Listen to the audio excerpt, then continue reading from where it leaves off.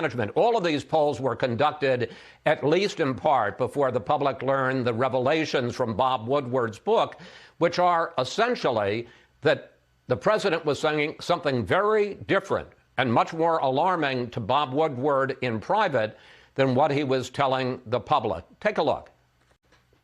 You just breathe the air, and that's how it's passed. It's also more deadly than your strenuous flus. So this is deadly stuff. It's a little like the regular flu that we have flu shots for. When you have 15 people, and the 15 within a couple of days is going to be down to close to zero, that's a pretty good job we've done. So he's telling Bob Woodward that this is deadly stuff and much worse than the flu. In fact, he said 5 times worse than the flu. And in the public, he's saying we're going to be down to zero and it's no worse than the flu. Why not level with the American people, Steve? Chris, here's what's important. We have to look at the timeline there. And again, this was the fog of war, of biological war, and the information was shifting. The medical experts and the scientists, their views. Steve, I'm going to interrupt you. Steve, I'm going to interrupt you right there because it wasn't the fog of war. On January 28th, the president got his presidential daily brief, the top intelligence in the Oval Office. And at that point, his national security advisor, Robert O'Brien, said, this is the biggest challenge you're going to face in your entire presidency. And the deputy national security advisor, Matthew Pottinger, immediately compared it to the Spanish flu, the deadly Spanish flu of 100 years ago. So there was no fog of war there. The word he was getting from his top intelligence and national security people was that this was a deadly pandemic. There was no fog here.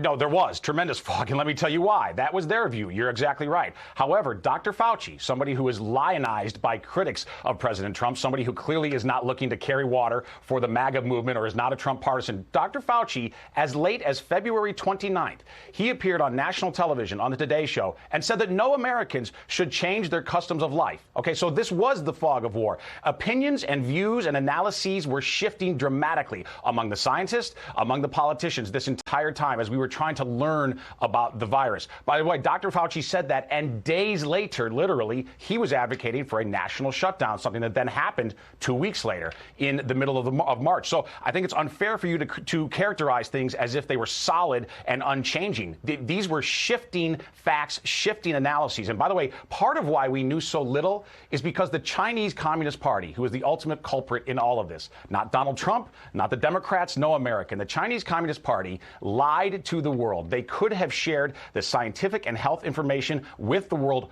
early on, and in all likelihood either contained this virus to Wuhan itself, or if it did get out of Wuhan, at least help the world to deal with it effectively. Instead, we were searching largely in the darkness to try to figure out the scientific facts. And again, the scientists themselves were shifting their views dramatically during this period. Steve, your explanation is somewhat different from the president because you're saying, well, the president didn't really know it was the fog of war. But when he has described it, he said he didn't want to panic the country. He didn't want to jump up and down and panic the country. Whoa. And one of the reasons that there's a question about that is because of the fact that the president plays the panic card all the time, especially when he's talking about Joe Biden. Take a look. If Biden wins, the mob wins. If Biden wins, the rioters, anarchists, arsonists, and flag burners win. Peacefully protest. Peacefully protest. Is that a president who is trying to keep the country calm? There's a key difference here. When the president is talking about legitimate fear of what can happen in America if Joe Biden were to win, and if disrespect for the police were to continue to become the norm in this country, he is trying to exhort the American people to action, to say we can stop this, we can back the police, we can restore order, we can insist on the rule of law. That is sensible to recognize that there's legitimate fear out there in the country. What is not helpful would be to tell the American people that this virus is out of control, because what would happen. Things like hoarding, which was happening anyway at that time. It was already commencing. The president's job in a time of crisis is partly to be reassuring to the American people, to convince them that we can and will persevere through this epidemiological Pearl Harbor. And that's what he did. He was reassuring to the American people. At the same time, he was taking decisive action. He didn't just offer flowery phrases and then sit back. What? No, he reassured the people and took command decisions. Steve, I got it.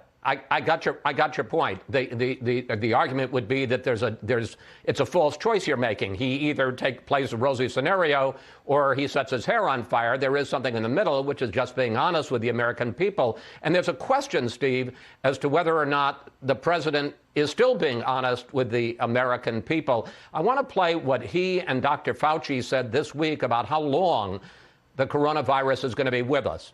Here they are. We're rounding the turn. You see what's happening. You see the numbers are plunging. If you're talking about getting back to a degree of normality, which resembles where we were prior to COVID, it's going to be well into 2021, maybe even towards the end of 2021. Those are very different messages. We're rounding the turn versus the end of 2021 about how long the virus is going to be with us.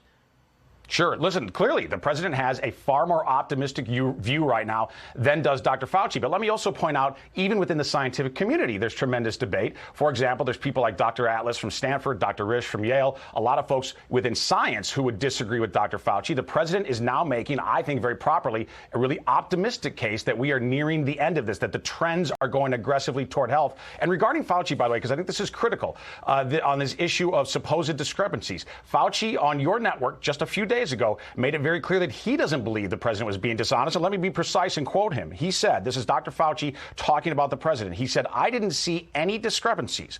What he told us, what we told him, and what he came out and said publicly. And again, nobody's going to accuse Dr. Fauci of being a Trump partisan. He said no discrepancies here.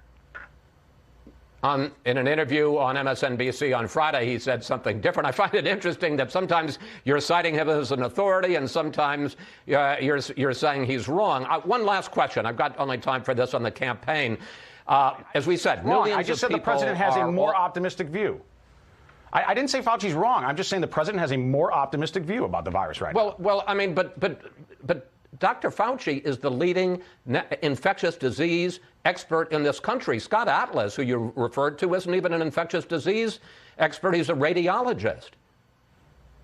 There is a range of view within the scientific community, clearly. And by the way, the president's job, though, is not to just rotely take the advice only of scientists, as if that is the only input that matters. It's a critical input, absolutely, into making policy. But as are other considerations, for instance, not just physical health, but also mental health, also the economic vitality of our country, national security. He has to synthesize a variety of inputs.